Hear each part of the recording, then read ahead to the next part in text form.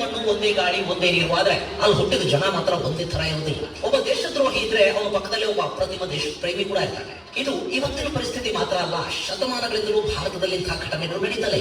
ರಾಣಿ ಚೆನ್ನಮ್ಮನ ಪಕ್ಕದಲ್ಲಿ ಒಬ್ಬ ಮಲ್ಲಪ್ಪ ಶೆಟ್ಟಿ ಇದ್ದ, ಸಂಗೊಳ್ಳಿ ರಾಯಣ್ಣನ ಪಕ್ಕದಲ್ಲಿ ಒಬ್ಬ ಲಕ್ಕಪ್ಪ ಇದ್ದ. ಇಂತಹ ಸಾಕಷ್ಟು ಉದಾಹರಣೆಗಳನ್ನ ಇತಿಹಾಸದ ಉದ್ದಕ್ಕೂ ನಾವು ಕಾಣ್ತಾ ಬರ್ತಾ ಇದ್ದೀವಿ. ಇದೇ ತರ ಭಾರತದ ಅಪ್ರತಿಮ ದೇಶಭಕ್ತ ಮಹಾನ್ ಕ್ರಾಂತಿಕಾರಿಯೊಬ್ಬನ ಪಕ್ಕದಲ್ಲಿ ಕೂಡ ಹಿತಶತ್ರು ಒಬ್ಬ ಹುಟ್ಕೊಂಡಿದ್ದ. ಅವನ ಮಹಾನ್ ಹೋರಾಟಗಾರನ ಬದುಕನ್ನೇ ಮುಗಿಸೋದಕ್ಕೆ ಬ್ರಿಟಿಷರಿಗೆ ಸಹಾಯ ಮಾಡಿಬಿಟ್ಟ. ಅಲ್ಲಿಗೆ ಭಾರತದ ಕ್ರಾಂತಿಯ ಕಿಚ್ಚೊಂದು ಆರಿ ಹೋಗೋದಕ್ಕೆ ಆ ವಿದ್ರೋಹ ಕಾರಣ ಆಯಿತು. ಕಾಕೋರಿ ಡಕಾಯಿತಿ, ಬ್ರಿಟಿಷ್ ಖಜಾನೆಗಳ ಲೂಟಿ, ಪೊಲೀಸರ ಮೇಲೆ ಹಲ್ಲೆ, ಸ್ಯಾಂಡರ್ಸ್ ವಧೆ, ಅಸೆಂಬ್ಲಿಯಲ್ಲಿ ಬಾಂಬ್ ಎಸೆಯೋದಕ್ಕೆ ಸಂಚು, ದೇಶದ ನಾನಾ ಮೂಲೆಗಳಲ್ಲಿ ಬಾಂಬ್ ಫ್ಯಾಕ್ಟರಿಗಳ ಸ್ಥಾಪನೆ, ನೂರಾರು ಕ್ರಾಂತಿಕಾರಿ ಯುವಕರಿಗೆ ಪ್ರೇರಣೆ, ಹೀಗೆ ನಾನಾ ಚಟುವಟಿಕೆಗಳ ಮೂಲಕ ಬ್ರಿಟಿಷರ ನಿದ್ದೆಗೆಡಿಸಿದ್ದ ಆಜಾದ್ ಭಾರತದ ಅಪ್ರತಿಮ ದೇಶಭಕ್ತ ಮಹಾನ್ ಕ್ರಾಂತಿಕಾರಿ ಚಂದ್ರಶೇಖರ ಆಜಾದ್. टाइगर का हुक्म।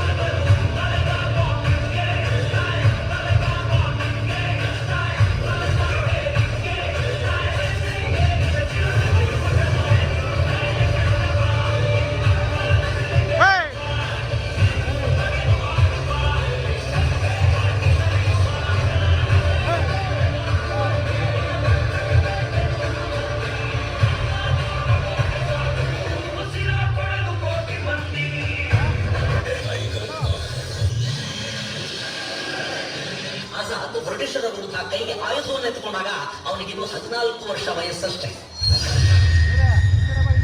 ಆಗಿನ್ನು ಅಸಹಕಾರ ಚಳವಳಿ ನಡೀತಾ ಇತ್ತು.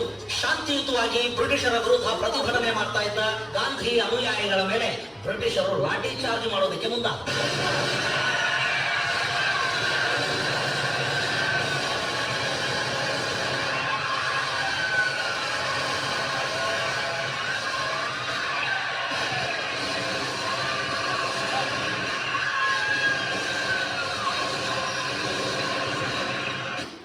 ಇದನ್ನು ನೋಡಿದ ಬಾಲಕನಿಗೆ ರಕ್ತ ಕುದಿಯೋದಕ್ಕೆ ಶುರು ಮಾಡ್ತು.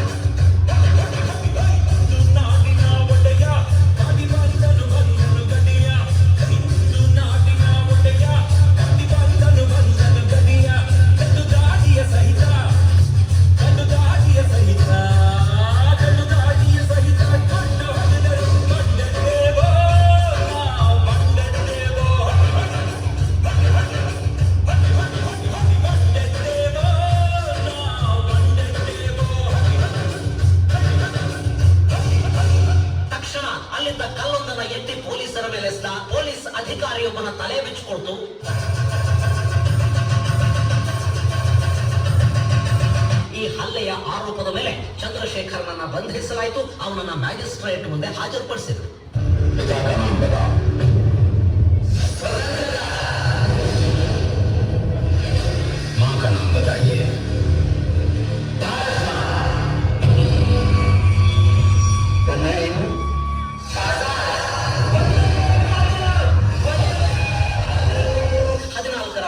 ಬ್ರಿಟಿಷ್ ಮ್ಯಾಜಿಸ್ಟ್ರೇಟ್ ಅನ್ನು ಮುಂದೆ ನಿಂತುಕೊಂಡು ನನ್ನ ಹೆಸರೇ ಸ್ವಾತಂತ್ರ್ಯ ಅಂತ ಹೇಳ್ಕೊಂಡಿದ್ದ. ಅದನ್ನು ಕೇಳಿ ಕೆರಳಿದ ಮ್ಯಾಜಿಸ್ಟ್ರೇಟ್ ಈ ಬಾಲಕನಿಗೆ 14 ಚಡಿಯೇಟುಗಳ ಶಿಕ್ಷೆಯನ್ನ ವಿಧಿಸಿ ತೀರ್ಪನ್ನು ಕೊಟ್ಟುಬಿಟ್ಟ. ನನ್ನ ಬದುಕಿನುದ್ದಕ್ಕೂ ನಾನು ಯಾವತ್ತೂ ಈ ಬ್ರಿಟಿಷರ ಕೈಗಿನ್ನು ಸಿಗೋದಿಲ್ಲ ಮತ್ತು ನನ್ನ ಕೊನೆಯ ಉಸಿರಿರುವವರೆಗೆ ಹೋರಾಟವನ್ನು ಕೂಡ ನಾನು ನಿಲ್ಲಿಸೋದಿಲ್ಲ ಅನ್ನೋದು ಅವತ್ತು ಅವನು ತೆಗೆದುಕೊಂಡ ಪ್ರತಿಜ್ಞೆ ಆಗಿತ್ತು. ಸೂರ್ಯ ಮುಳುಗದ ಸಾಮ್ರಾಜ್ಯಕ್ಕೆ ಸವಾಲಿಸಿದ್ದ ಕ್ರಾಂತಿವೀರನೊಬ್ಬನ ಬೇಟೆಗೆ ಅಲ್ಲವತ್ತು ಇಡೀ ಒಂದು ಫೌಜೆ ಬಂದು ನಿಂತಿತ್ತು. ಒಬ್ಬ ಭಾರತೀಯ ಕ್ರಾಂತಿಕಾರಿಯ ಬಂಧನಕ್ಕೆ 80 ಮಂದಿ ಬಂದೂಕುಧಾರಿ ಪೊಲೀಸರು, ಅವರಿಗೊಬ್ಬ ನಾಟ್ ಬಾಪರ್ ಕಮಾಂಡರ್.